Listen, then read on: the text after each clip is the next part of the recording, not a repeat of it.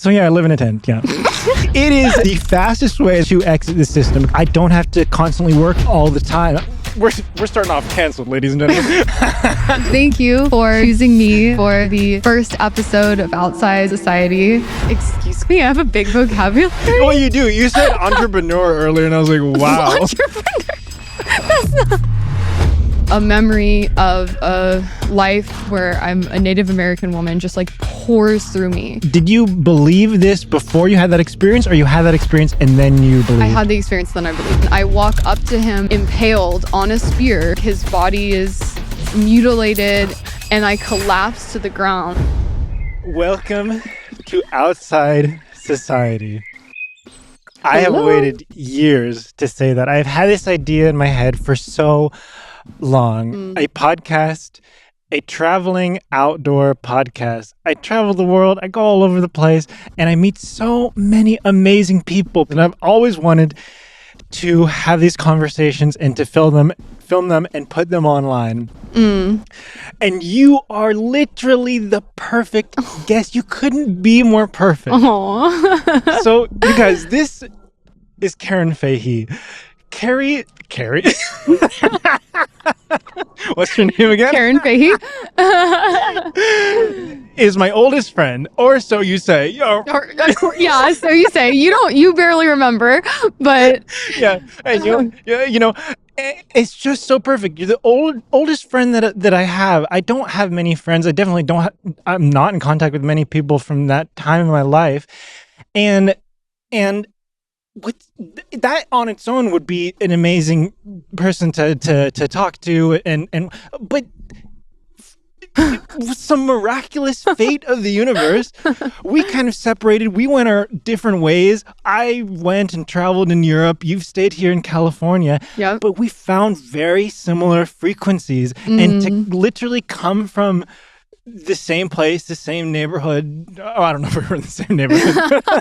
The same time. We were right next door to each other on the swings every day. We were just buddies and pals. I'll fill in the backstory a little, since you have very poor memory, as we know. We knew each other in 4th grade, and then we're connected through middle school. You disappeared for a moment. I disappeared. Before we go there, let me just say the mission statement right away. Go for it. What Outside Society is. I want this to be a conversation with artists, poets, philosophers, thought leaders, scientists, who knows what else, people who are just a little bit outside of society. I feel that if you can have a little bit of distance from society in your own way, it can be very, very healthy and very beneficial for you.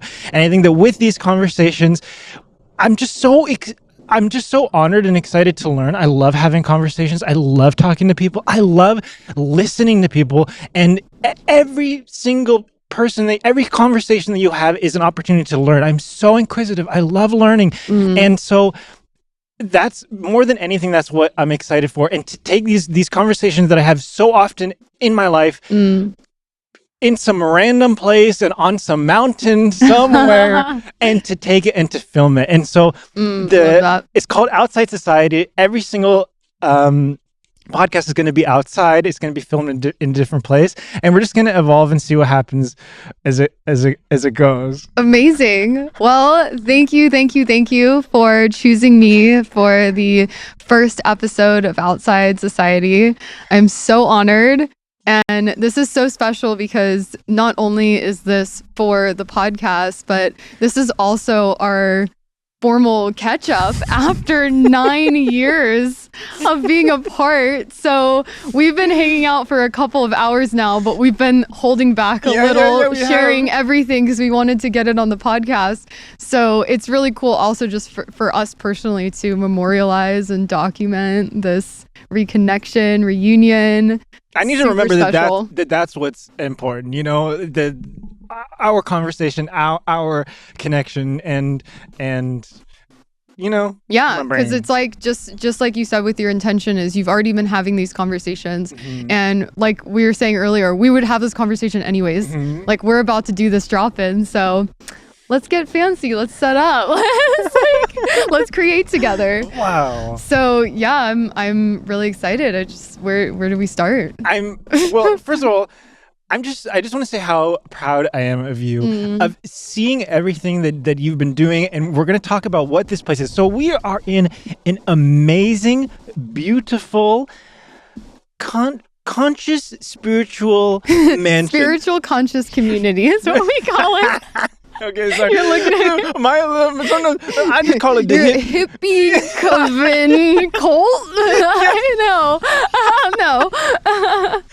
That's what the people think. Yeah, you know? always. You know, because my language sometimes is just like the hippie vibration. You know, but hippie does have negative connotations, and sure. And I think I love the word. What is it? Spiritual conscious? Spiritual conscious community. Spiritual conscious community. I love that also that you don't know that. It shows you how that you don't live in LA. The fact that you don't know that. Is that like big here? It's a thing, yeah, definitely. Wow. I mean, with especially within our community, yeah. Oh, okay, yeah. Yeah. That's good to know. It's good to know. He's clearly been living on a mountain for a few years. I live in a tent. We'll talk. We'll get there. We'll get there. Right now, we're not. Do you call this a mansion or you don't call it a mansion? Well, we call it Mystic Manor. Okay. Mystic Manor is what it's let's called. Let's just talk to each other. The camera, yeah. It's very like, well. As I was saying, follow me on. Okay, you can use those cuts for something. Okay. So yeah, we call this Mystic Manor. Has been around for about 5 years. My partner founded it back in 2019, and it actually was originally a retreat center. So my partner has a podcast, Positive Head Podcast. He's been doing it for about a decade. Wow. And he's got like 1,500 episodes. He's got 1,500? So many episodes. 1,500? Yes, at least. How often because he was recording them 5 days a week up until just a month or so ago. And it is all about spirituality, exploring the ultimate nature of reality, how to shift your perspective to alchemize more magic in your life. And he was doing solo episodes and also interviews with thought leaders, change makers, people from all walks of life. But this is the words I was looking for when I was just like thought makers. We're going to learn today. Thought leaders and change makers. Thought leaders and change makers. That's better than whatever. Whatever he said.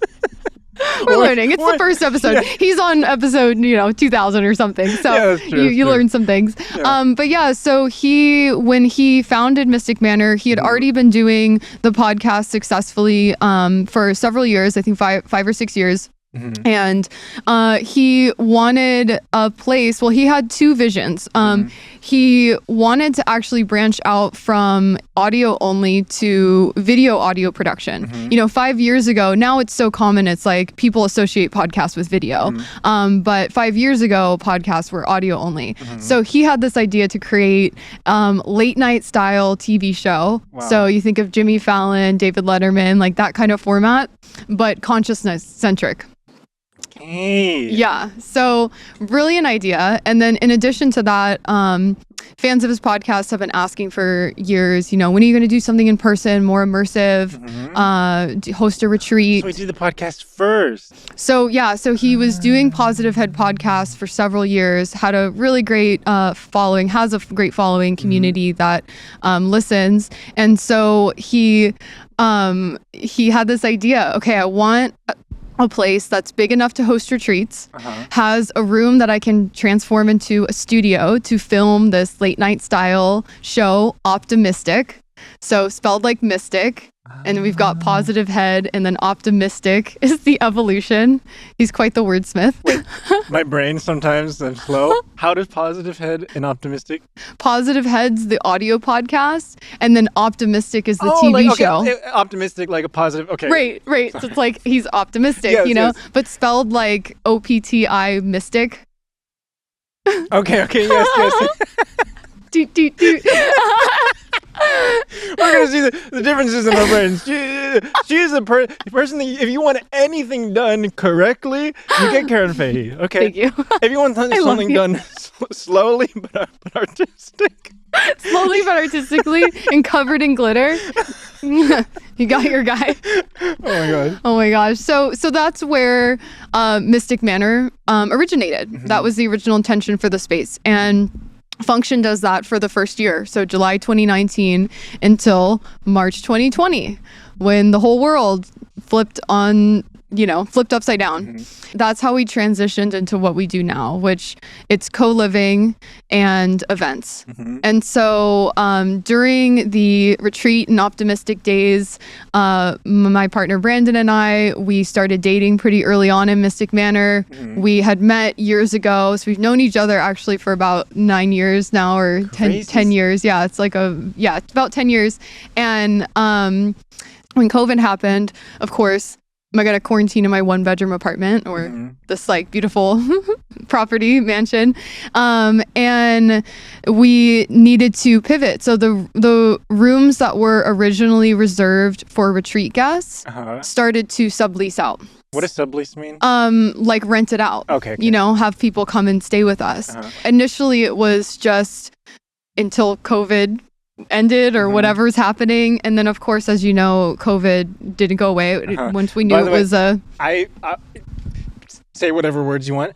I'd never say the C word. I never say it because I feel like words are so powerful, and there's certain words that it triggers at least for me, it's just my counter argument to that is your resistance to saying the word COVID is actually giving it so much power. The fact that you have if I say it, it'll or you could just, I see that, it's your attitude and relationship to it more than, and for you perhaps maybe it is best not to say those words, but my thought process around it is that actually gives it more power because you're telling the story that it has so much power that if you say it, it'll do something. That's interesting. I mean, I never thought about that. And I'll definitely keep thinking about that. But I mean, my thing is, I feel like we're starting off canceled, ladies and gentlemen. I respect everyone's opinions. I really do. My goal and my intention is for there to be less division, and I feel like they're one of the biggest ways that the powers that shall not be have control is through language, and you'll notice that they'll introduce new words, and then they control the definition. And when you control the definition of a word, you control exactly the feeling that it produces in your body. So again, you bring up a very good point. Well, because I would again counter that the powers that shall not be actually control through fear. Yes. Yeah. And it's not, for me, it's not wanting to say, it's not through, it's just me saying to any of those words, it's not just, it's all of these words that people have strong reactions to. Do you know what I mean? Yeah, charged. Yes, but I could see what you're saying is that maybe on a personal level, that does give it power, but because for me, it's so not charged. I don't even think anything about it. It's it's a big nothing. It's it's so charged, because that time was such an intense time for me, and it was just me against the world, and, and I'm so sensitive to words, the power of words. I'm a songwriter, and so I'm so affected by words and the words that other people say, so, but I mean, you're right too, and so, but I love that. I love it. I love it. I love it. Beautiful. Well, something happened and the whole world changed. Everyone, you might have some idea.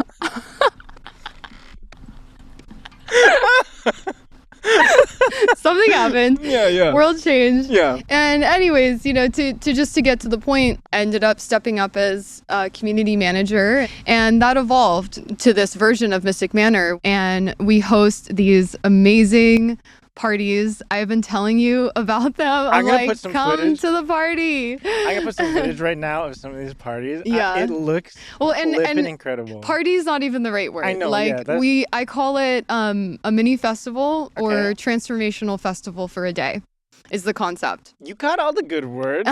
Most of them. Okay, say it again. Transformational festival for a day. Love is that. the concept, and the idea is everything you would find at a transformational festival, but for one day right here in Venice. So you don't have to go and camp and and so, and the reason and intention behind that is a couple of things, but one is to make that more accessible. So for people, like, we like to think of ourselves as a bridge or a lighthouse. So people who maybe they're interested, but going to a 5-day festival where you have to camp and do, it's like, that's kind of a lot. They might not feel comfortable yet. And it's so a bridge. Right. So you get to come and experience it. Can I just say something? Yeah, please. There was, and we can cut this out if you don't. Go for it. Want me to cut this. It's your podcast. No. I mean, no. But yeah. I mean, go ahead. Go ahead. You're listening. Yeah. Anyway, there, seeing some of the videos and I did have maybe a prejudgment, and I don't feel proud about this judgment, but I feel so thankful that I'm close enough to you that I can share this to you. But there was something, a part of me that was like, well, it feels like similar to this vibration that I maybe experience traveling around the world, but it seems like a little bit just a little bit more, I don't know the word, LA, I guess, but you having said that it's a bridge, I'm like, oh, I get it, because there needs to be, you can't just go, definitely not everyone is gonna, and I'm not even putting myself on a different level, but not everyone's gonna live, in a tent or whatever, in these like hippie in the mountain, not everyone's gonna do that. Right. Maybe they can get there, if that's what their calling is, but they need bridges. I had got bridges. Do you know what I mean? And so as soon as you said that, I was like, wow, that it makes sense. So the little bit of LA-ness. Right. It is. We like to call it, it's like Burning Man without the dust. Yeah, and all I say, all I say is just that the people look very beautiful do you know what I mean? No, I get it. I mean, we totally poke fun as well. Like, we're here in Venice, and I've become very Venice. Like, I'll tell you a story, actually. I this year 2 years ago stepped away from a full-time speech therapy position and fully immersed myself in the work that I do here at Mystic Manor and my other entrepreneurial ventures. And I remember when I used to work full-time, and we have like, a Monday or Tuesday off, and you'd go out in town, and it's like, it's so busy. And I'm just like, don't you guys work? Like, who, like, how do you do, and then now flash forward, here I am a couple months ago, and I went over to Erewhon, which, if you don't know Erewhon, it's What's like Erewhon? It's a very Venice like grocery store. It's uber expensive, but super high quality food. Okay. That's what they tell you. Yeah, no, it really is. It's just, it doesn't have seed oils in it, and it's all like what's the seed oil? You have not been in LA. Seed oils are in tons of food. They're in almost everything. It's like canola oil, vegetable oil, sunflower oil, and they're these really cheap processed oils that they're cheap to produce, and they put them in literally everything. I saw a statistic recently, actually, that seed oils make up 30% of Americans' caloric intake. And they're one of the most toxic things you can eat. It's extremely hard to avoid them because they're in everything. Like, what is it in? Everything. Like it's in bread, it's in crackers, it's in stuff that not like Whole Foods. It's easier. Or processed meat. But anything, processed meat. If you start checking labels of anything and look for sunflower oil, vegetable oil, it shocks you. Is this palm oil? It's in everything. It's mind-blowing when you start to cue into it. It's like sugar. Is this the new sugar? Kind of, yeah. It's like sugar and seed oil, like the two toxic things. Yeah. So anyways, here I am in Erewhon, and there's this guy standing there, and he's just such a Venice character, like in a big spirit hood, is these like... Is this like where the hippies... I mean, go? it's a very, totally. Spiritual conscious. Spiritual conscious community, bro. So this is where they all come. The Venice. This is where they all go and get their food. The bougie hippies, because that's what Venice is really. Is like it's hippies, but they are generating income for themselves. There's So the bouginess about it a little bit. I had a little bit of a trigger, but that's my own thing, I think, because I have a thing about well, I'll tell you a story later, but yeah. No, go ahead.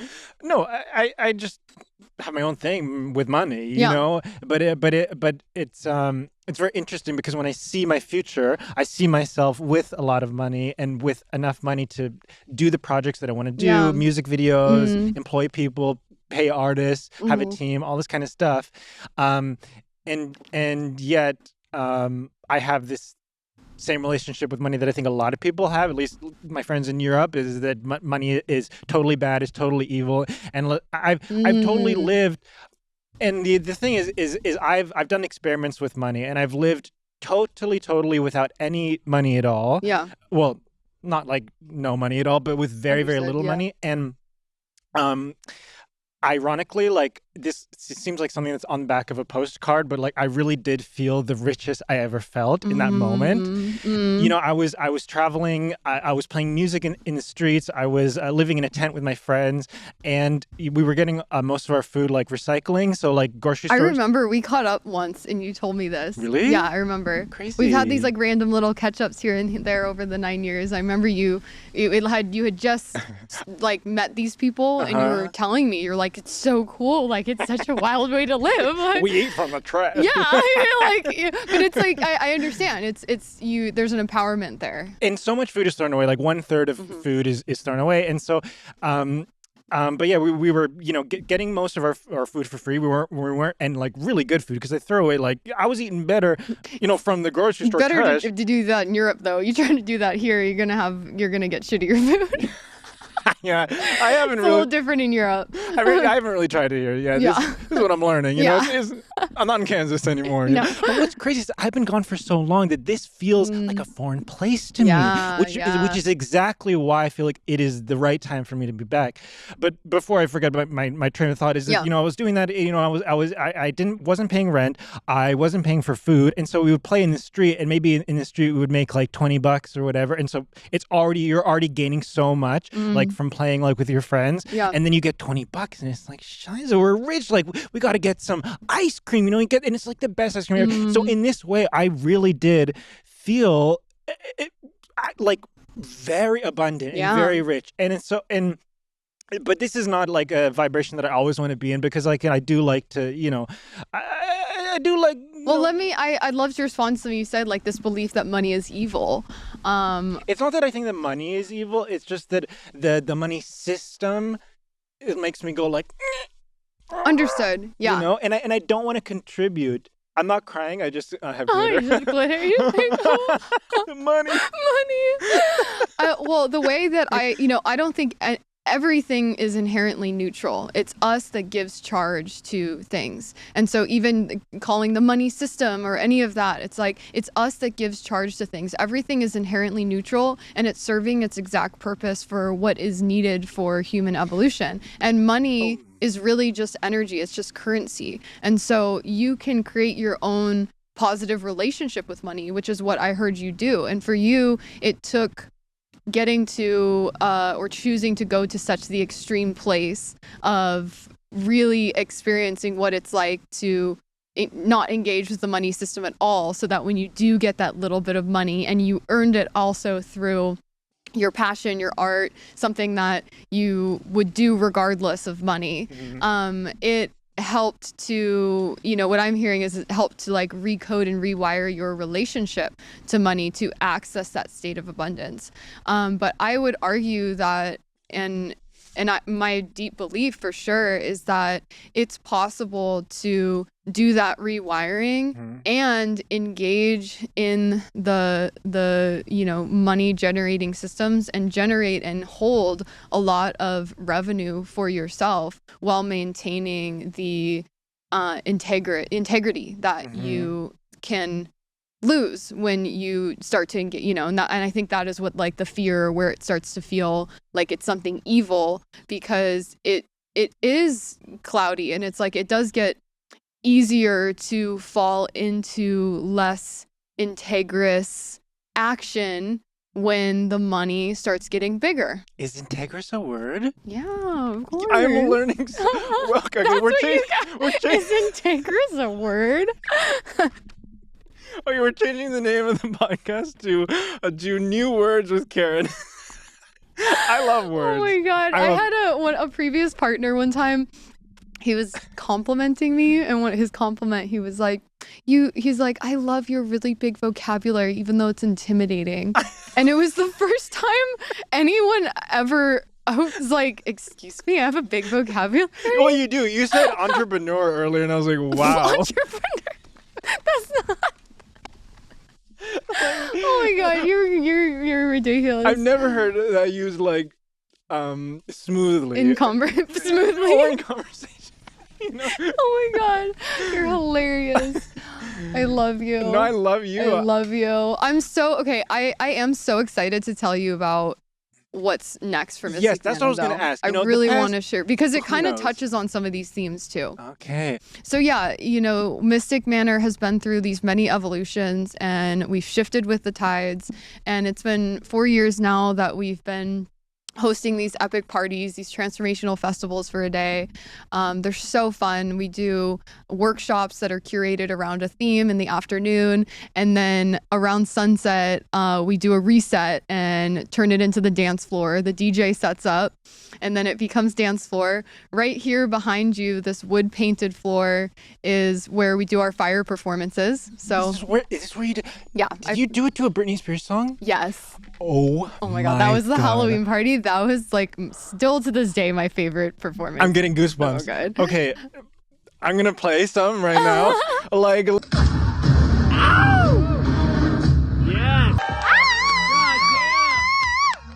literally, like my three loves. Throw the clips in the podcast. My three loves: Britney Spears, Karen, and Fire. And I didn't know you could. I didn't even know you liked Britney. I didn't even know you did the Fire. And it was a remix. Okay, like we're cool here. It was like a bassy, sexy remix. Yes. Yeah. And then you're so good at the dancing. I was like, when did this happen? It just, it was an evolution. I mean, that's a whole other story. Like, I picked up fire. I had a past life memory of being a fire performer. And the next day, I went over to my friend's house and we had dinner. And afterwards, she's like, what do you want to do? I just got these palm torches. Would you want to dance with them? And I was like, yeah, like, definitely. And then I'm gonna pause you for a second. When you said that you got a memory, how did it come to you? Yeah, because this is something that's it's very normal. I can't just throw that. I feel like you can't just throw that out. You were gonna skip past it. So anyway, I was talking to the people in the in the afterlife and the before. It's so like a part of my world. So it's easy to forget how unusual that is. But yeah, so unusual is not the right word. Unique. Well, unusual is like the opposite of usual, so okay. I would say. Yeah. Well, again, the podcast. Again, new words. Sorry, it's kind of like Sesame Street. Yes. It's like unusual. Ding, ding, ding. You can slide it across the bottom. The word of the day is entrepreneur.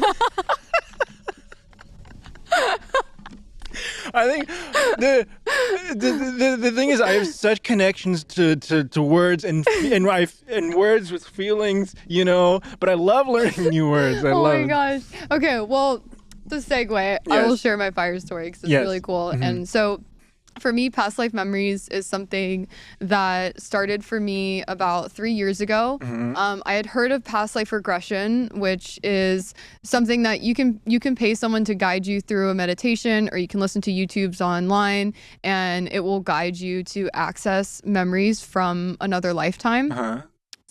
So I was like, that's cool. Never really gave a whole lot of attention or thought into it. Mm-hmm. And I had an experience about 3 years ago, I think in July, when I had a memory flood through me. It was completely spontaneous. I wasn't expecting it. I started to feel very overwhelmed with emotion was the first moment, and I didn't really understand what was happening. And I was with my partner at our friend's house, and I tried to step outside to catch some breath, and I was like, what am I feeling? Like, why am I feeling upset? Like out of nowhere? Yeah, like out of nowhere, starting to feel this deep sorrow. Like I really wanted to cry, and I wasn't quite sure where it was coming from.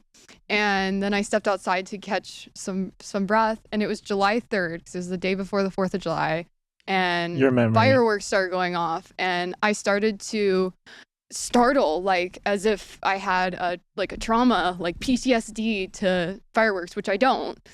And I was just like, I don't know what's happening to me, but I have to get home.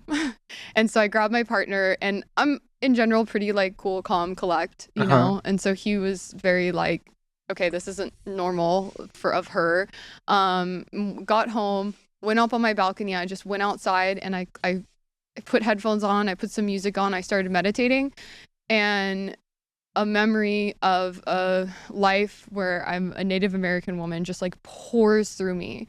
And how I associated and recognize this as a memory is if you were to watch a movie and I asked you about it tomorrow, and you could tell me most of the scenes, probably some lines, you know, and then in a week you'd remember less, in a year less, in a couple of years you might not even remember that you saw the movie. But if you have a memory and something triggers the memory for you, like you see, you know, I mean, for you it's a little delicate because you have such a poor memory, but you know, if you have a memory and something triggers that and you're like, oh yeah, we did hang out in San Francisco that one day, and it comes back, yes, you remember it, right? Yes. It's right there.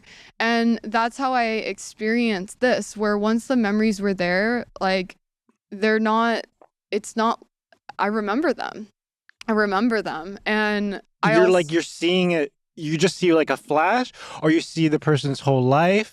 For me, how I experienced that one was, it was like cutscenes, you know, where I had one moment and I'm in a tent and I'm giving birth, and it's like I'm just witnessing it happening, and then some of it is kind of confusing and I don't know what I'm looking at, and then it starts to come clear and I see, and I'm like witnessing outside of myself, and I'm witnessing moments from my own viewpoint. And it tells a whole story arc, and I watched and witnessed these important pivotal moments throughout the life. Wow. And she played with fire? Was it she? This was my first past life memory.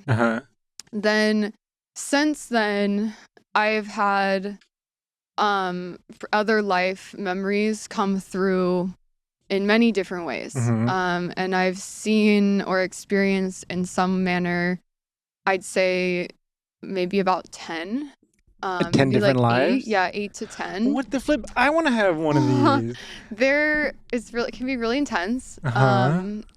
It's really enlightening. It's given me a lot of information. Each one that has happened, I've felt and understood like why and different reasons for it. But the fire one, I was actually asked, someone reached out to me and offered to do some sort of trauma healing. She's like, I feel really guided that I like want to offer this to you. And she essentially guided me through like childhood trauma healing, where you connect with your inner child, or you connect with, you know, an earlier version of yourself.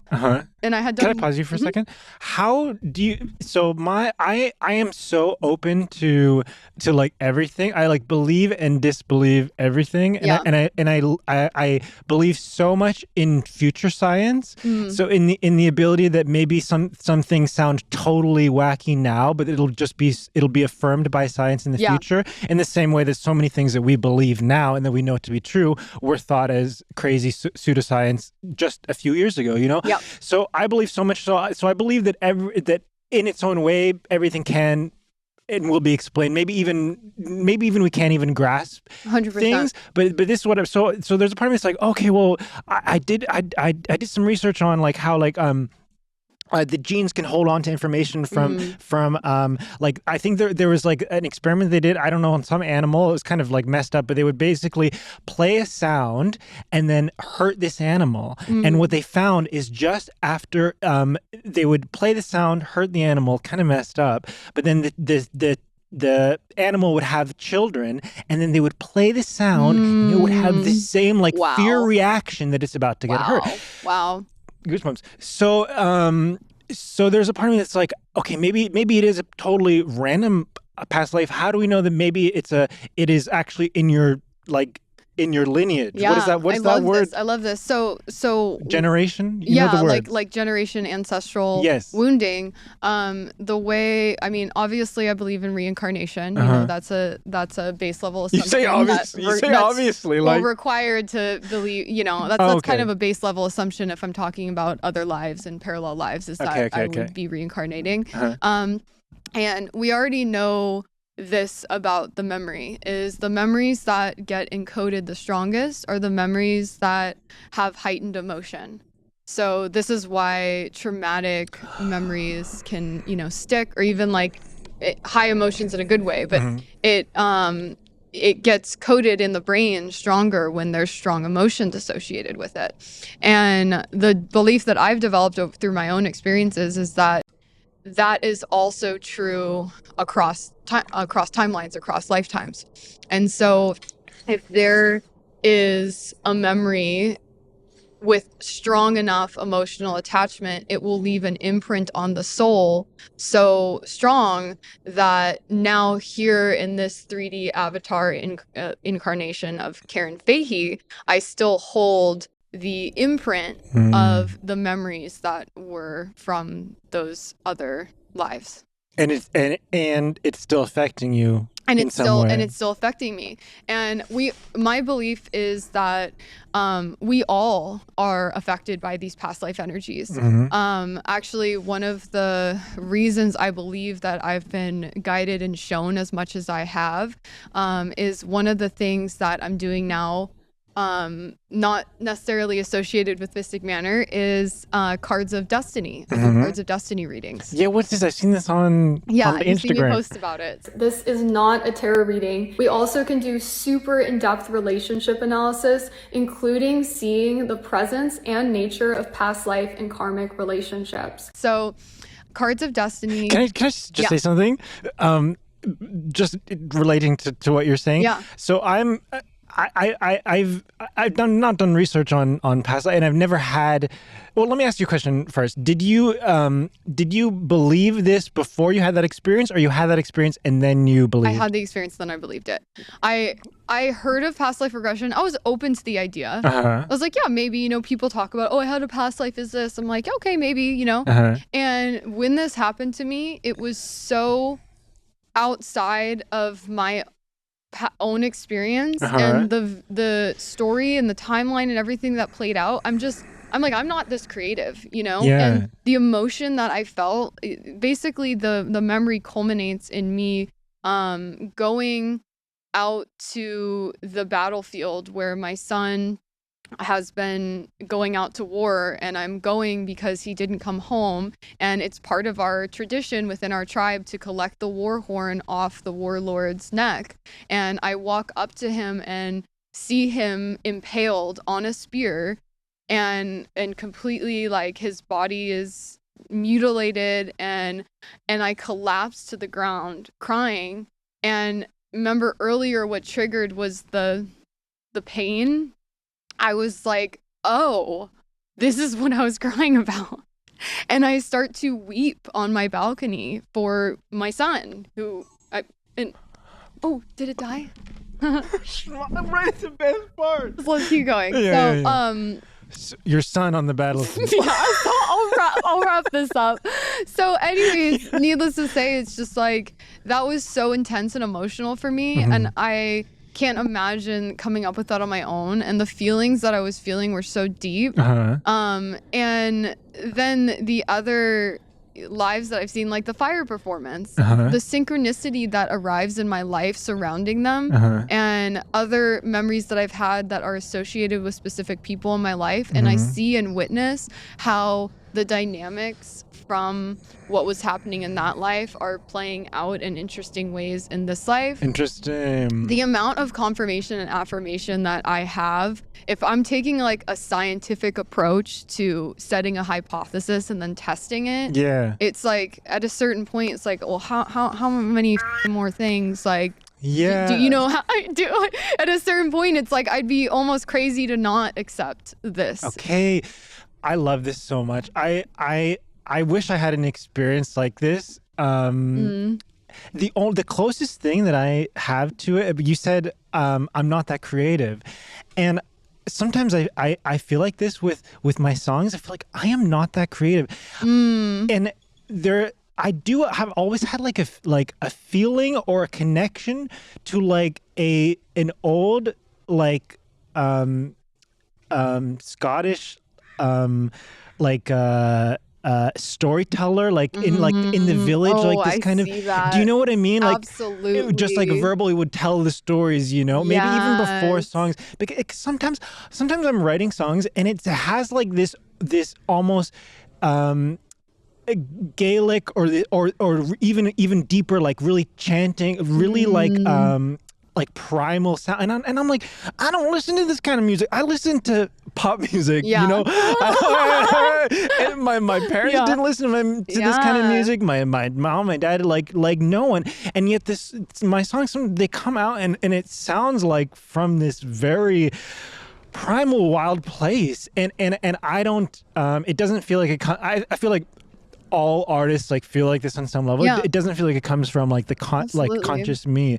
But there is this old man and even like I see it. I see it. I totally know exactly what you're talking about. It's like, how do we even know that that's a character that would have been in that time? Yes. It's like, but I feel it. I know what you mean. Yeah. And for some reason, my bio on Spotify is Chief is from 476 AD, and the trick to his youthful appearance is like dragon tears and ghost plasma. I don't know where that came from, but it's probably true. It's probably true. It's probably true. Yeah. But ghost plasma is just like glitter. I think this is terrible for the skin. When I wipe it off, it's like everything's like meh. Oh my gosh. Okay, well, where would you like me to go from here? I have so many topics that China. I have opened with not close the loop. So go ahead and direct me. I've opened about 15 topics. You've opened about 15 topics. Okay. Yes. Past life, you know, as much as I'd like to stay on there for 10 years, you know, that's super interesting. Mystic Manor and the future. What is the intention? Like what do you want? How do you want Mystic Manor to affect here in Los Angeles? How do you feel like it can make a difference?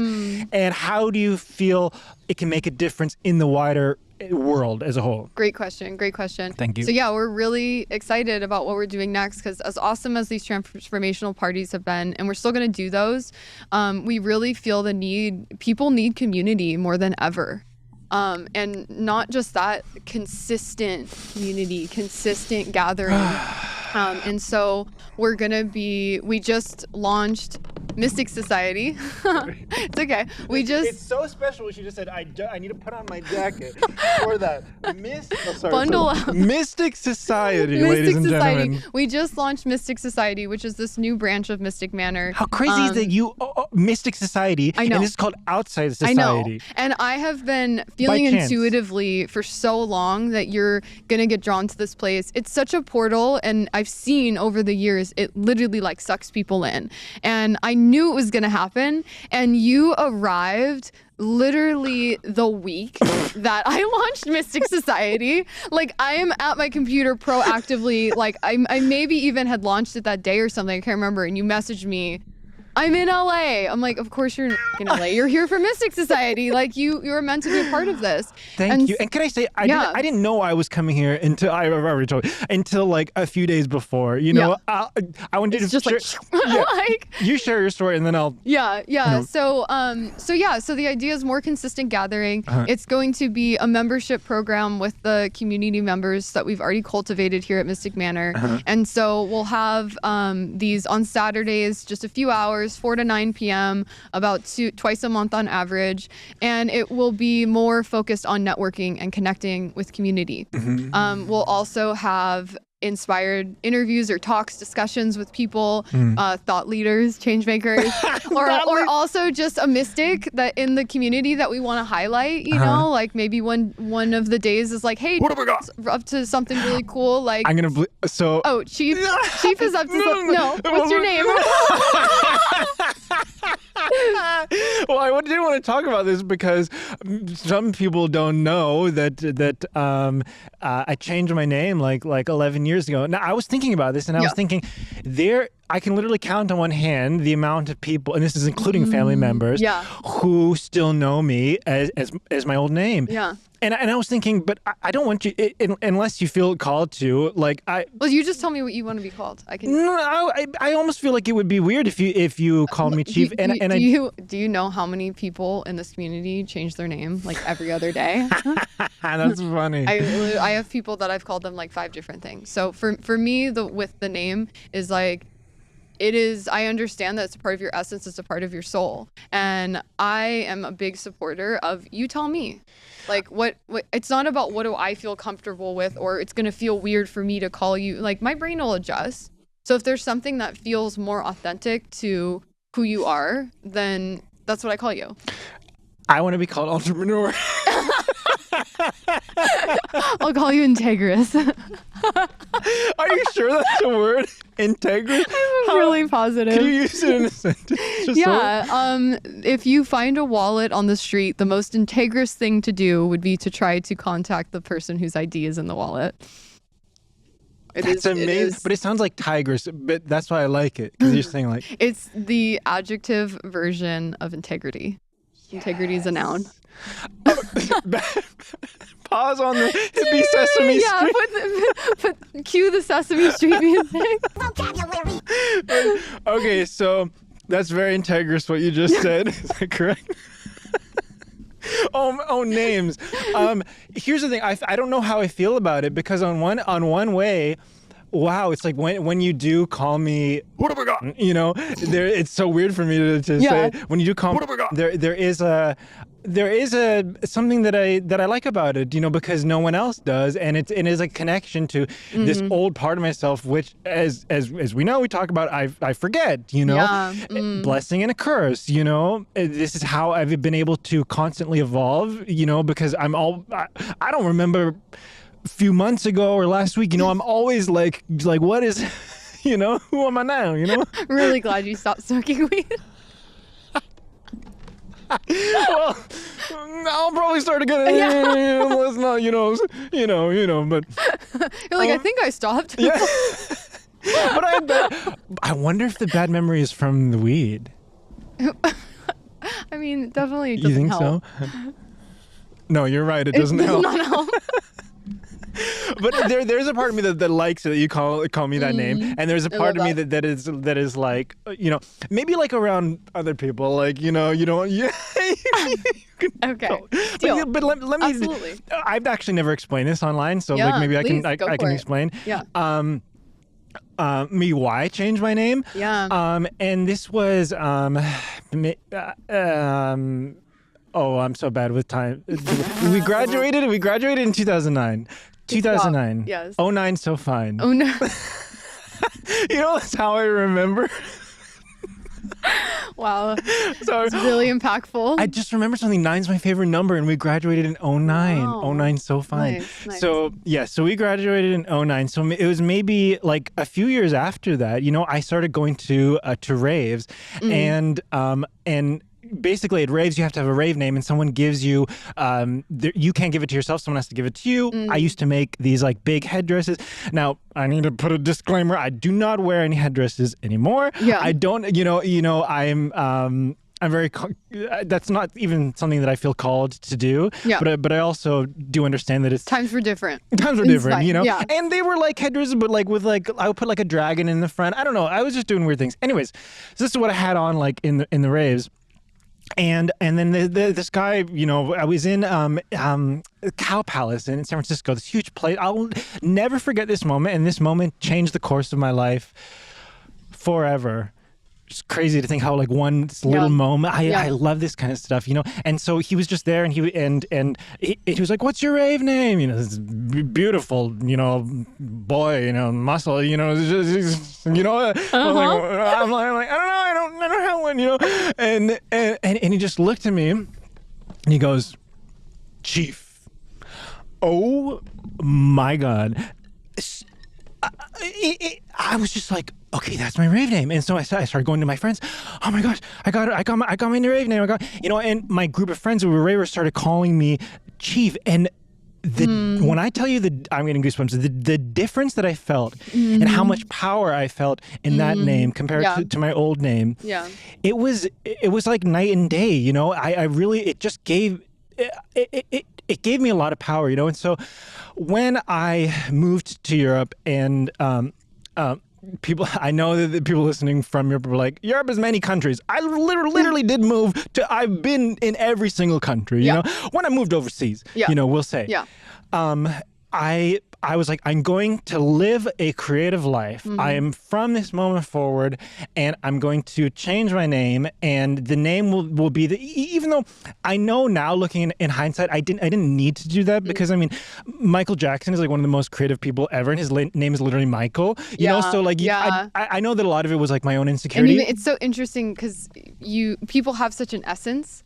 Yes. So it's like when you say Michael, and it's like, but it has so much power to it when I know you're talking about Michael Jackson, right? It's like it feels different. Right. It's so interesting. It's like, I didn't even cue into me that like, oh yeah, I guess that is a very common name. Right. Yeah. So I know I didn't need to do it, you know, but I felt called to, and it has changed my life drastically, because I feel like, okay, like I kind of have to live up to this name, you know, and there's very interesting things about having this name. Like I don't like that it comes across as if I'm like, I'm the chief. Oh, anytime anyone says like you're the chief, like, and I'm like, no, it's just spelled the same, you know, because I don't like, the connotation is if I'm walking in like, hey, I'm the boss, you guys, you're like, you know, like I can't stand that, you know, but I do. I just feel it. I love the imagery. I love how it looks on the screen. I love I just love how much power it gives me, and so it's beautiful, you know, and so. But now, like I said, I can only count on the hand people that call me. It's so cool. What have I got? And so there is a part of me that's like, wow, it's kind of cool that you still call me that. So yeah. Well, I love that, and that gives me even more reason to call you Chief around other people, because then it's like personal. Yes. It's private. Like it reminds me of my my first partner. Actually, everyone called him Miza because it was his initials, and it became a thing between us where like I'd call him Matt. You know, because it's like I was the only person that would actually call him that. That's so cute. And yeah, so I get that. There's like an intimacy with it. So it's so cute. It's literally you, Katie, and Sarah. So cool. I love it. All right, Chief.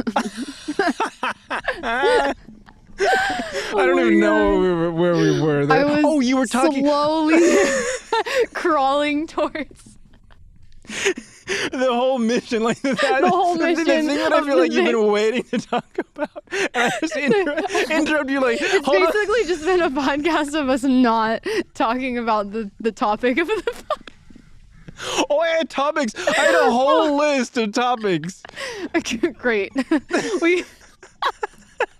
Oh my God. When you said this is gonna be 45 minutes, I was like, we're gonna have a hard time keeping it down. I know. Been like forever. So, anyways. So the mission. Let me. Yeah. So it makes so much sense to me that you were drawn here. Thank you. Right when Mystic Society is being launched, and so this idea of gathering consistently with community, and the events will be focused on networking, and then highlighting different people in the community. Like, I would love to. Chief, you know, like we'll see. Like there'll be different thought leaders and people and so it's going to be this place for people to connect, develop those collaborations. What are we up to? You know, being able to take what is a really magical thing about Mystic Manor already, the amount of relationships that have started here, business partnerships, Wow. friend groups Wow. that have started from people coming to the Mystic Manor parties. I mean, if I could see the web and the impact, it lights me up every time I hear a story. You know, I'll run into people sometimes and they're like, hey, like we met at one of your parties and we've been together for a year now. And it's drawing people together Wow. of a similar wavelength, you know, like-minded individuals. And this is just a piece of it. So this is the part I've been so excited to share with you Wow. because it ties in so much to what you're behind and what you're doing. Wow. So Mystic Society is really just one branch of a larger project that my partner and I are ushering in. This is something that my partner has been working on for like a decade, I think. Wow. He actually launched the first version of it. It's called Industry, but spelled like tree. Okay, love like that. the music industry, but a tree. And this is something he launched the first version of it like 8 years ago, and for one reason or another, he wasn't able to finish. You know, like wasn't able to follow through with the project, and came back around. So the idea with Industry is it's disrupting the music industry, but in a good way. The music industry? Yes, I know. I knew you would be thrilled. And so this version 1 back in, I think 2012. Yeah, it was 2012. Back in 2012, my partner put this together. He had a platform where it was MySpace meets Spotify before either of these platforms existed. It was a platform where fans could support artists directly, and they used Blooms, which was essentially a cryptocurrency before cryptocurrency technology existed. And he had like 1,000 users on this platform. It was, you know, brilliant idea, growing. And then life happened. He ran out of money. His brother, who was his business partner, his girlfriend committed suicide. So just, you know, unexpected things. And so he put it on pause. He said, okay, I need to manifest the money to do this right. And that is when he ended up having his greatest financial entrepreneurial success in the travel industry, like completely unrelated. Travel? Ended up taking this company that's now Resort Share. It was like Inc. fastest growing private company on Forbes, you know, 50 list, and had 100 employees and never got back to Industry.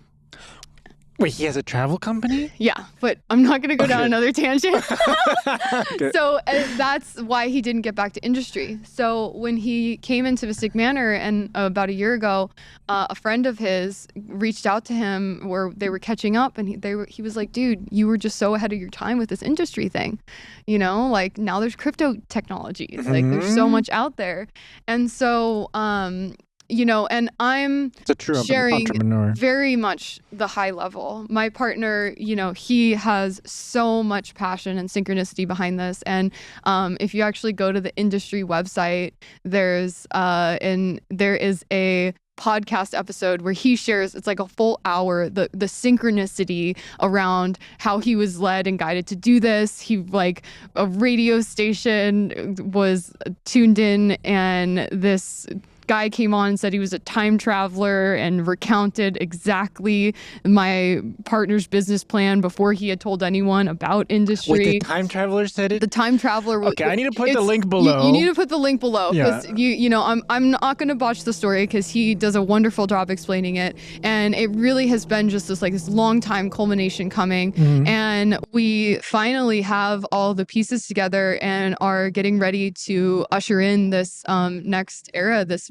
industry. And the essential idea of the model is it will be a DAO, a conscious community DAO. So if you're familiar with, you know, cryptocurrency technology at all, DAO is a decentralized organization. So rather than a company incorporating like as an LLC or, you know, a typical like kind of incorporation like that, if you're incorporated as a DAO, then the money is decentralized. So this is the idea with crypto, like disrupting the dollar, you know, disrupting that idea. Is the reason it's such a big deal is because there isn't one central bank.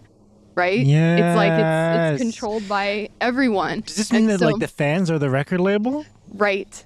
That's exactly what it means. And so you, Chief, want to be on industry platform, and so does he have industry.com? It's so he likes to do like unique ones, and so it's industry, but it's like dr.ee. So it's just the word industry, kind of like Linktree. You know how Linktree is like .ee? Wait, say it again. Industry.ee? Right, exactly. That's an amazing So URL. like it's just the word industry, but then the dot comes before the EE. Just like Linktree. That's amazing. Yeah. It's really great. So the URL itself is just the name of the company with nothing else.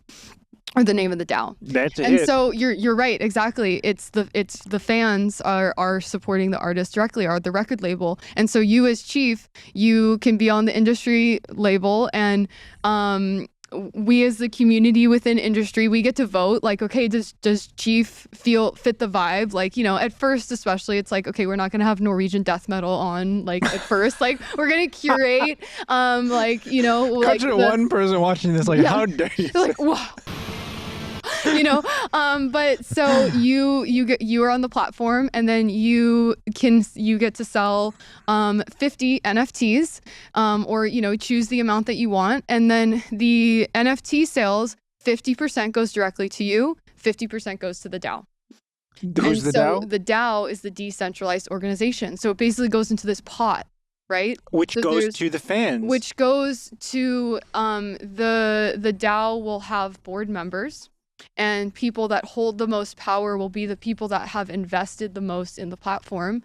Okay. So we will have like the people who, if someone wants to buy every single NFT of every artist on the platform, they'll have, you know, they're here and they'll have more power on the board.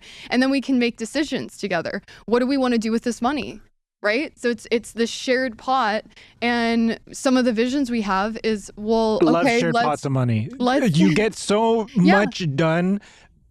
Right. And like let's go. What do we want to create? It's like, oh, okay, do we want to take some of this money and okay, we've outgrown Mystic Manor. Like, our events have grown so large, we can't hold everyone that wants to come. Do we go buy property? And then eventually permanent festival infrastructure? So, you know, the thing with the festival industry right now, it's not sustainable. It's a scam. Live Nation owns everything. It's a monopoly. And these events are losing money, like Lightning in a Bottle, Envision Festival. These festivals, like, it's not sustainable because there's so much build up and breakdown. And so, what if we have a permanent place? And how do we fund it? And many of them around the world. Right. So you asked, how are we going to impact the world? Is like, it's not just about here, it's about growing. And so this mystic society is actually the beginning of the event branch, the in-person event branch of industry. So these are really the first industry events. And then as we expand and we grow and the industry platform gets launched and we start to onboard artists and we start to get NFT sales for the artists, so they're now able to support themselves through music in a new way. Okay, pause you for 2 seconds, I'll be quick. Yeah. This thing about NFTs, I literally had this idea because I was going to do like a GoFundMe or something like this, and I was like, okay, like people should I say that? People say nice things to me, and, you know, people have said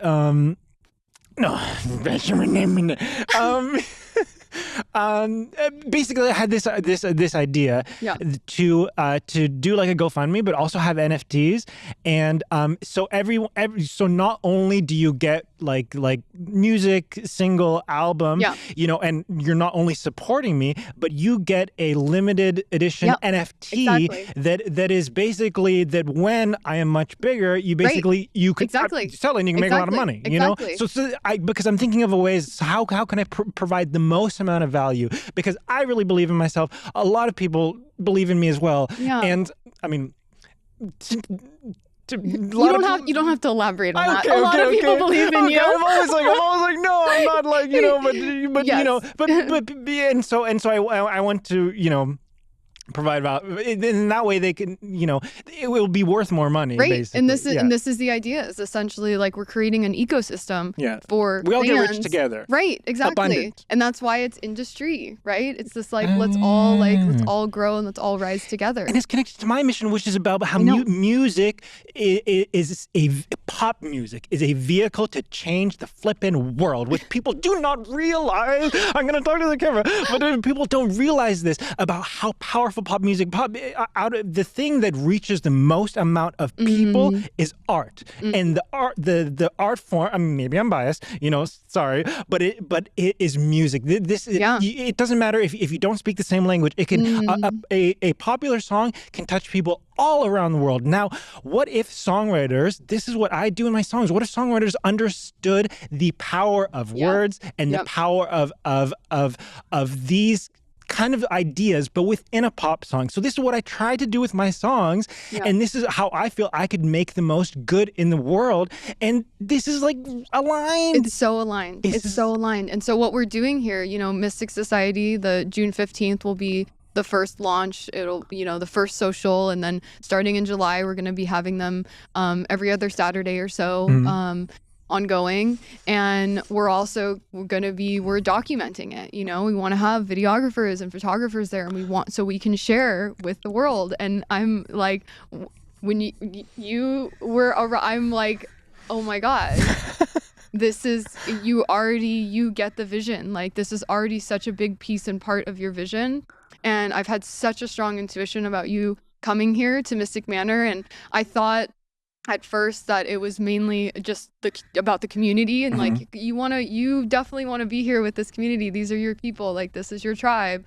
And now for it to happen in this moment, launch week of Mystic Manor or of Mystic Society, you are arriving at my home. It's like, and I'm actively looking for who is going to be willing to take the journey with us, who wants to come and, be a part of and support and document and understands that it's not about money. Like, it's a nonprofit. Like, yes, we want to grow and expand and start to pay people out salaries, of course. But in the beginning, it's like, I'm donating my time, I'm putting in my effort. And like those of us that are here from the beginning, of course, we want to compensate in the future. But like, I'm like, I know you're down. I know you're down for the cause. Down. Like, I can help. We just had this whole conversation about how you're like, I'd rather eat out of a dumpster. I'm paraphrasing. I can help in many ways. I can help with social media. I can help with the videos. I as a performer, you know what I mean? I know. I do. And what's so amazing is that can I talk about the intuition that I had to come here? Yes, please. Like, I have always had a very good intuition for my life. I know what's going to happen. I know the thing. And this is why I work so hard on my dream. Yeah. Because I almost cried, but I'm gonna suck it back because otherwise I'd be just a bunch of glitter in your eyes and it'll be really uncomfortable. There's already a feeling in my eye. But I the reason why I work so hard, 25 hours a day, other than the fact that I love it, is because I feel this intuition that this is exactly where I'm supposed to be, and that it already has paid off in so many ways. But now I really feel like it is now time for the tree to plant, for all of the seeds that I've been planting. You've known me over 10 years, I've been doing this and working at it, songs and video, and now I added the social. I was so against social media. Ironically, maybe people who've watched all my shorts and all this stuff, I was so against it for so long, and I was just, and now I actually love it, and I love making, just making things in all of its forms. But I've worked very hard. I've done a lot, but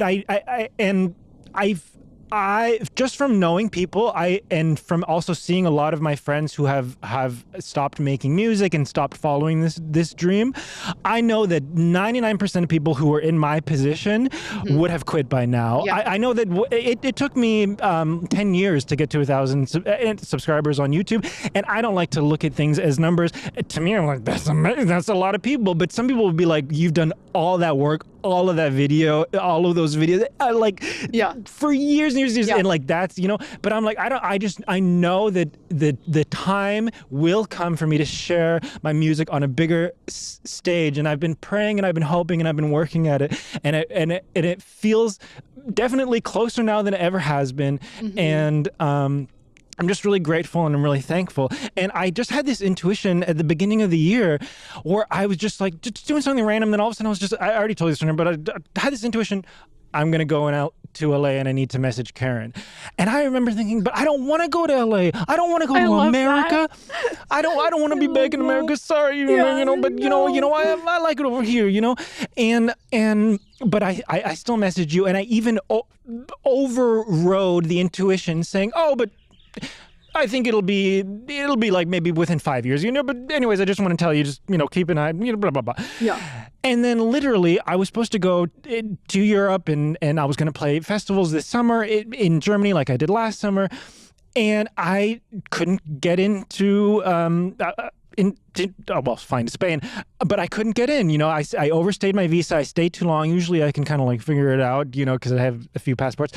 But legally, I'm trying to get a third. I really, or fourth and a fourth. Yeah. Anyways, that's besides the point. I basically, it seems like I'm a criminal, but I'm not. I did sell psychedelics at festivals. I don't do that anymore. Anyways. That is a crazy story. Where was I? What was I talking about? Oh my gosh. So what was I saying? You couldn't make it into Spain because of your passport. Because of my passport. So, thank you. Yeah. And then so I had to, they put me in a little like prison cell, the funniest little prison cell inside of the airport. Yeah. I was like dancing around. But and then they sent me back to the UK, and I was like, I don't want to stay here in the UK. And I was just like, LA, look at flights, and it like literally was like the cheapest time, like in 2 days, the cheapest flight, like only like a few $100. Yeah. And I was like, I'm going to LA, baby. And now that I've been here, I can talk for 10 years. I want you to finish because I want to get this off my chest. Or maybe I don't know. No, I'm finally done. Are you done? I told you the whole spiel. Yeah, that was it. Like, I love it. So excited. Yeah. But what was I saying? You really should not. Oh my gosh. But do you remember? Okay, so you were saying that since you have been here in LA. Oh, since I've been here. Many things that upset me, that give me hope, that make me frustrated, that make me excited, that make me feel like all of the emotions. Yeah. But through it all is this overwhelming feeling that this is exactly where I need to be, and that the time is now for me to be here, and I just feel like so grateful and amazing to be here, and there's problems here, there's issues here. It's so hard for me to not see the homeless situation and to not be like, okay, we have to fix this. I'm gonna do my own part. I've only been here a few weeks, but I've already written a song called, maybe I'll to the 7 people that care, it's called American Dream, and it's basically about the death of the American dream in a way, and basically you're meant to be here. I am meant to be. I see issues, and I'm already actively working towards helping them. And I feel like I'm meant to be here. And it's so cool. Today I met someone, and now you told me it was maybe a lie, but he told me that he worked on Avatar, which is my favorite movie, and he's just sitting next. But he had a picture with James Cameron, and that's probably when his story started. And then he's like, "Oh, I can tell people." No, I'm just kidding. I mean, maybe you're right. It could have totally. I'm being cynical. I'm gonna look at the credits, and I'll see, but maybe I'm too believable, but I'm like, that's amazing. Yeah. I was like, sir, do you want me to? I've been on the Avatar Discord, like I feel like you were talking about bridges before. I feel like in a way, what I can do with my music is to be a bridge between this more mainstream world and this sort of hippie, spiritual, conscious. For people that don't know, I travel the world and I live in a tent and go to these. I don't know, it's too much to say like really quickly, but I just do some different things, and live a little bit differently. Yeah. But I love pop culture. I love it. It's the guilty guilty pleasure. Yeah. I love Trisha Paytas. I love her podcast. I don't even know who that is. Know who that is. No. It's. I don't know if you would like it. Her, but I do love pop culture. As much as I love spirituality and just growing and honesty and being open and being transparent and living this life that even when we try to find words for it, it's hard for me to really put it into words. But as much as I love that, I love the other side of it. And so I put these two things in my music, and I find that with my music, people connect with my music who do like traditional popular music, but also people who don't. And so I just feel like I'm in the right place. I feel like I'm in the right place. Well, I'm so glad to have you here. I'm so glad to host you. Thank you. Welcome to Mystic Manor. Welcome to Mystic Society, and welcome to LA. Thank you. Should I talk about living in a tent? We're losing sunlight. I'll take that as a no. Yeah, I'm cold. I'm like warm. You want my jacket? No, it's okay. Take my jacket. I feel like we've talked so much about so many things. I mean, if you really want to talk about No. We'll leave it as a it's probably going to be like a 2-hour podcast. I know there would be, and I would need to be someone who's really there for this conversation because it is so multi-layered. I feel like that's a whole other. We could talk. It's a whole other conversation. Yeah. But I just want to say that it is a choice. I could afford to rent a room here, or rent our very nice tent. It's funny. You have a tent that's but basically a tent. Yeah, I'm getting something a little bit smaller maybe you'll ascend into that if you choose. Maybe but it is a choice, and it is how I've been able to travel the world is through living in a tent. And sometimes I'm in a tent, sometimes I'm in a mansion, sometimes I'm in a cave. I have my own cave in Tenerife, like a little mini cave. Awesome. And it is I'm always in nature too. Like I'm like in a nature preserve. Like I'm at the top of the mountain. I like to be at the top because I don't like people to find me or whatever. I like to be me and the birds or the animals. I had a conversation with a flippin' owl, and I'll put a clip here.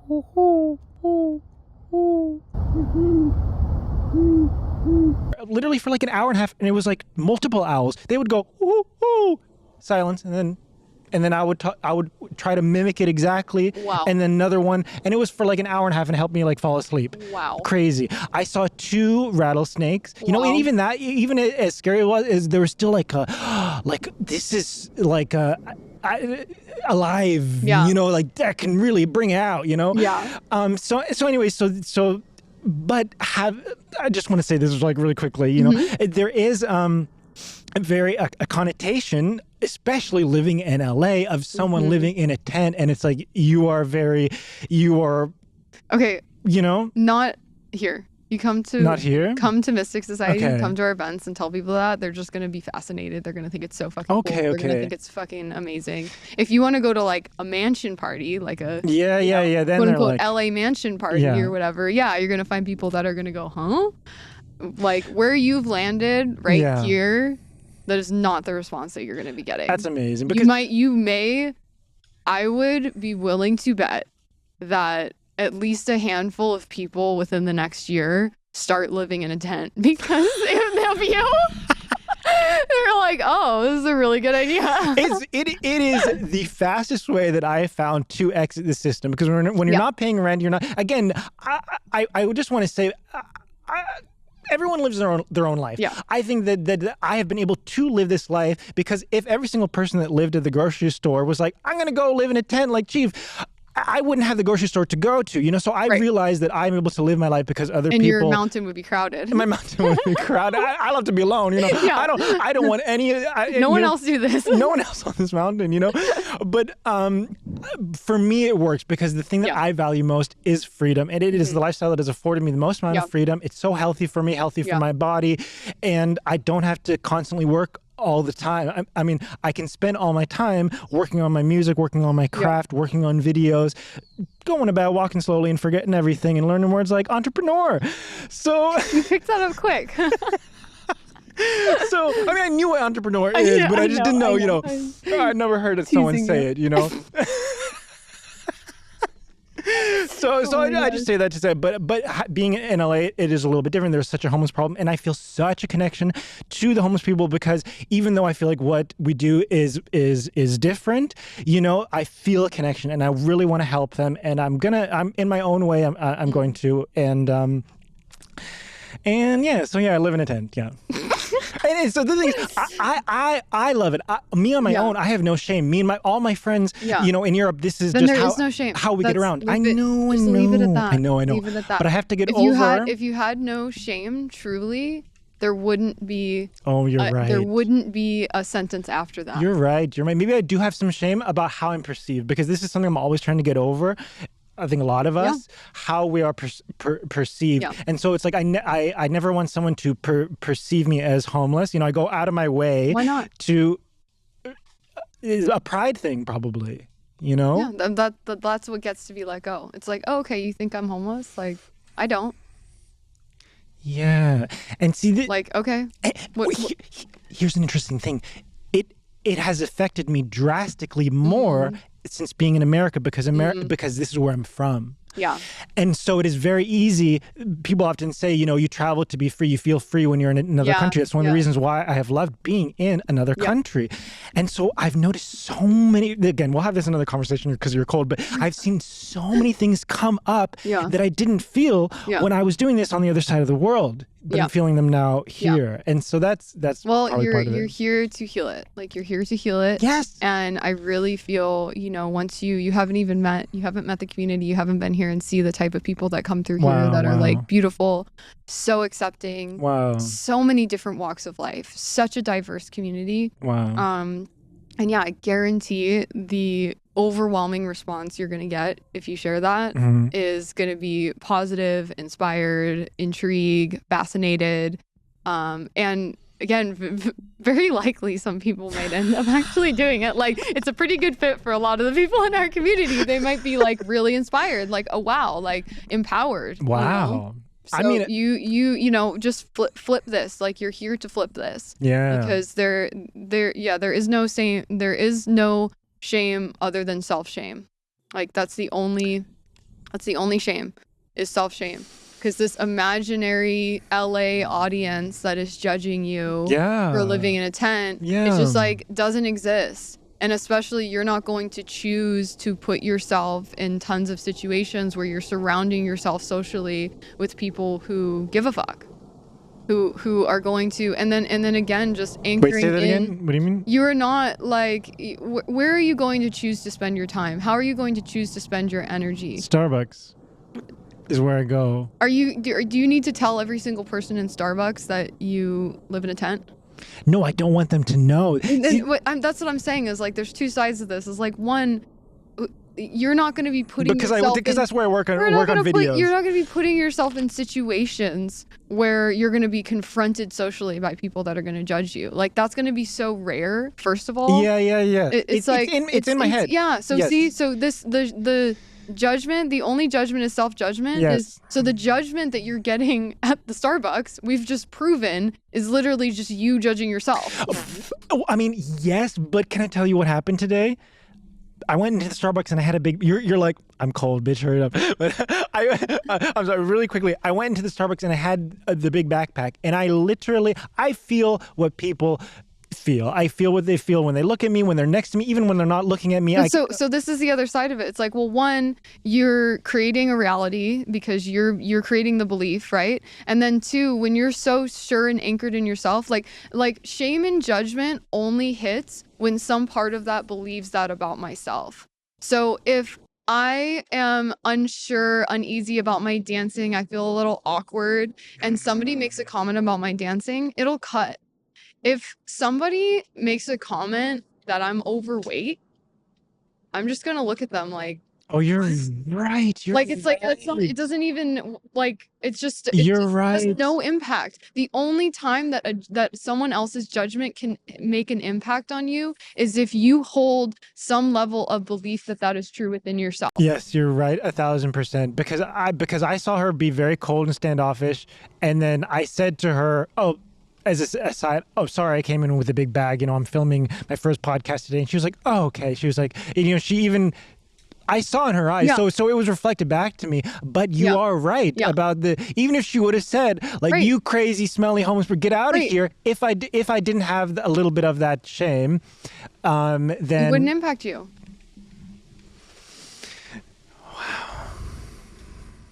Thank you. You're welcome. I love you. Let's go eat. Let's go eat. Let's go eat. We've been at it. It's been so enjoyable. I'm so glad you had this idea. Thank I you. feel super honored to be your first guest. And I'm very excited for you to see how this project continues to unfold. I want to keep doing it with you. I'm like, now I'm thinking, how am I going to talk to other people? You'll do it. It'll be great.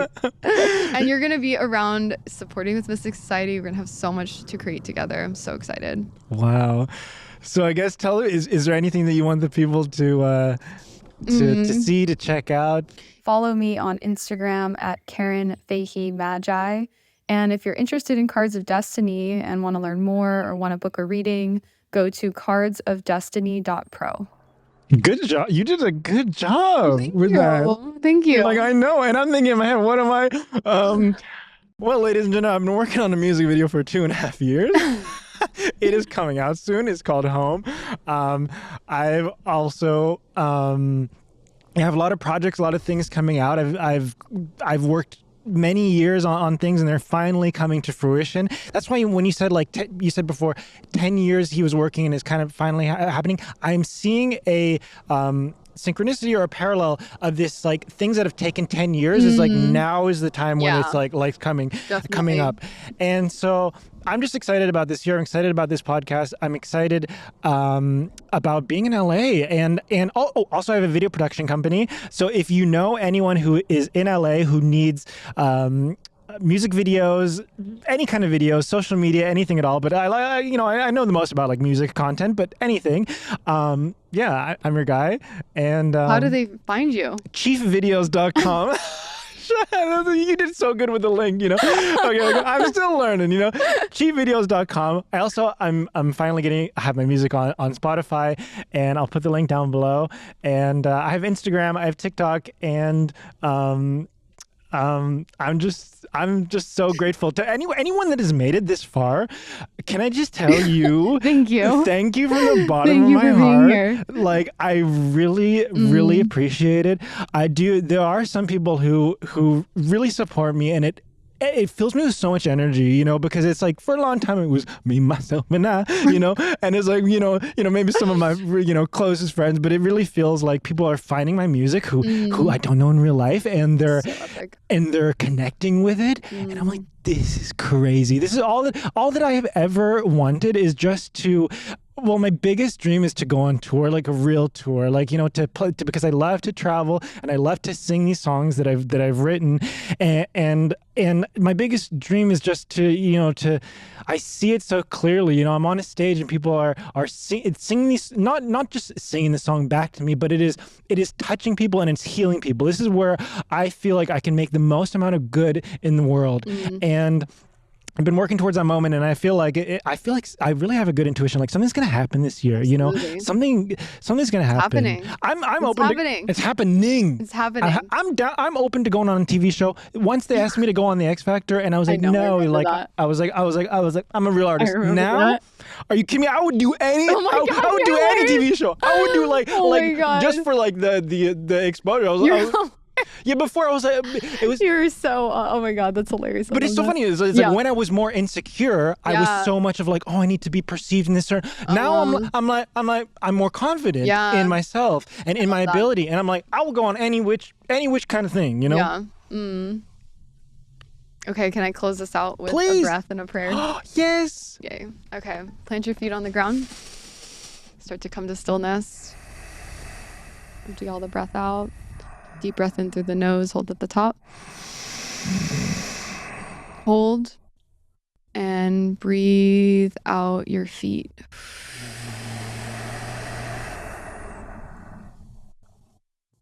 Again, deep breath in through the nose. Hold at the top. And again, we're going to breathe out our feet, releasing all residual resistances to aligning with the highest expression of self into the earth. Relax. Placing one hand over the heart center. Thank you to our guides, our spirit team who's here with us today. We call upon you to send the blessings that are most potent with the pure intentions that we are weaving in our hearts. We are intending that this podcast reach all those who are meant to hear it, all those that will be uplifted, inspired by the words we've shared here today. Calling in all aligned community and tribe for the shared mission of myself and Chief, all that are in alignment with these pure intentions we're weaving, intending that this podcast reach them and that it make a powerful and pure impact on their lives in any small or big way. Deep breath in to affirm.